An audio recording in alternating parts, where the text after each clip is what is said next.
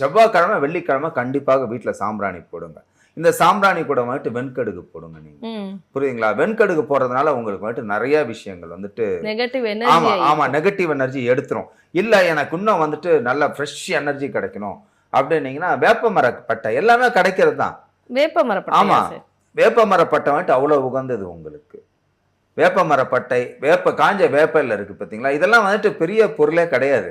ஏன்னா நம்ம வீட்டு வாசலலாம் 4 தெரு வீட்டு வாசல்ல எங்கேயும் வேப்ப பட்டை கிடக்கும். சும்மா அத 4 உடைச்சு வச்சுக்கோங்க. அப்படி இல்ல நாட்டு மருந்து கடையில கிடைக்கும். சாம்பிராணி கூட வந்துட்டு வேப்ப மரப்பட்டை போடுங்க. வேப்ப மரப்பட்டை இல்ல அப்படின்னீங்கன்னா, ரொம்ப அதுக்கும் ஈஸியான பொருள். வேப்ப மரப்பட்டை கூட நீங்க பிச்சு எடுக்கணும். வேப்பல உதிர தான் போகுது. 4 வேப்பல எடுத்து காய வச்சுருங்க. காய வச்சு செவ்வாய்க்கிழமை, வெள்ளிக்கிழமை நீங்க சாம்பிராணியோட அந்த வேப்பல மரப்பட்டை அப்படி இல்ல அப்படிங்கன்னா வேப்பல போடுங்க.